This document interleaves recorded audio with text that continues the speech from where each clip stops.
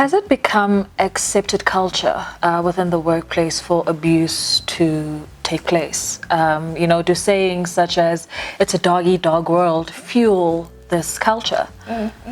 I think the saying in itself validates the behavior. Right. Because when you go to corporate, you get a job and everyone tells you it's a dog-eat-dog world, then you do expect such behaviors. And people have been in this environment for so long and no one is doing anything about it, then it means I also can't do anything about it. So you are in this environment, you just go with the flow. So I think, it is a problem, but because there's these statements like that validates the behavior, then people don't see it as a problem. It's seen as it is what it is. So you enter the environment knowing that it's toxic and you can't do anything about it. I think this is what is so crazy to me when you consider how systems actually work, right? Because we begin to normalize toxicity and we stigmatize people who want to stand up against it or people who speak out against it. How do we start bridging those gaps within the workplace where we actually start to flip that, where we normalize healthy environments and kind of, turn our backs on the toxicity that's become so repugnant in the workplace? I think now companies are starting to realize bullying is a problem, because now we have your EAPs, your EAP programs that really move the lens to unhealthy behaviors in the workplace. And I think that's something that I think is working at the moment. Okay. Is it possible for bullies to be reformed? Yeah, Sihle, I think that's a tough one. Firstly, I think if a company has a zero tolerance policy on bullying, then remember, bullies, they struggle with boundaries. Right. So if there's that boundary to say this behavior is not acceptable in the company, then they would move back and maybe they would sort of be tamed.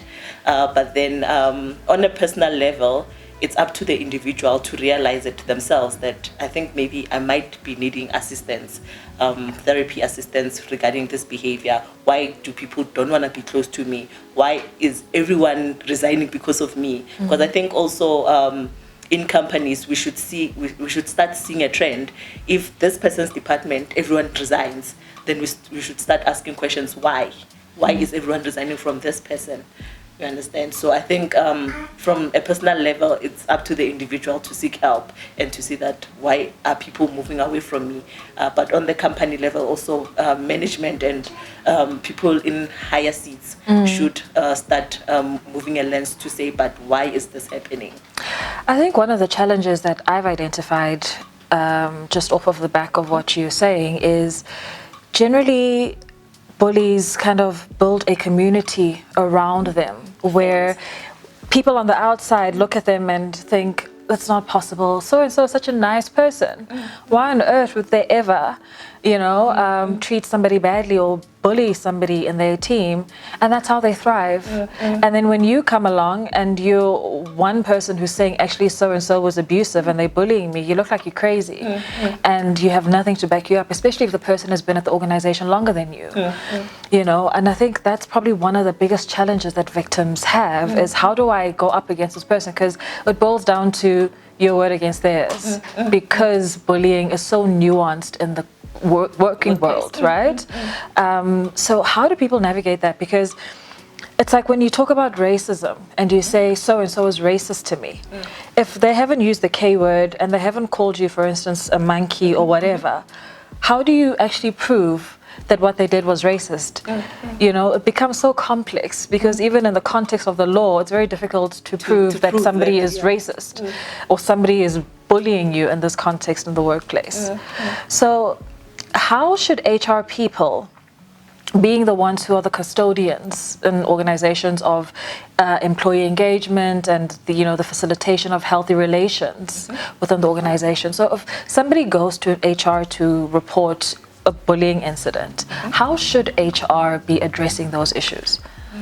Firstly, I think these issues need to be confidential because remember, bullies, they have fans, like you said. So if now everyone knows that Phindile has lodged a complaint, then everyone is gonna attack Phindi. So firstly, the grievances need to be confidential, and then investigations need to be done, because you can't say Phindi said Sihle bullied them and you also take Phindi's word, and also the person cannot say but I'm not a bully and you take their word. So investigations need to be done in these allegations, and bullying needs to be taken seriously because it affects productivity, staff morale. So as HR people, you are custodians of those things in the company, so bullying needs to be taken seriously, and making sure that everyone in the company knows the policies. I think that's one thing that's very important. What is bullying according to us as a company, so that people find it easier to recognize that, but Sihle did this and this is bullying, then I'm going to report to HR. Okay, I think you raise a very important point there around the confidentiality, because obviously one of the biggest fears that people have about reporting issues in the workplace is, I'm going to go to HR and say my boss did ABC, and then I'm going to go back into this environment and be victimized even further.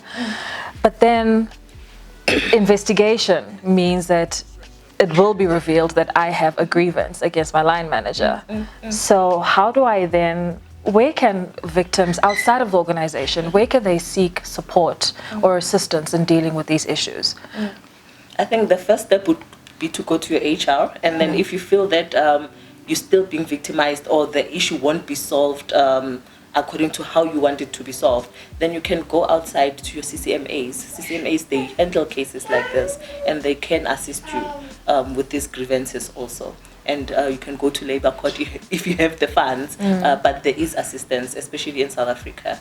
Thank you so much for joining us today, Phindile, and I really hope that our viewers got to get a better understanding of exactly what bullying looks and feels like within the workplace and how to deal with it.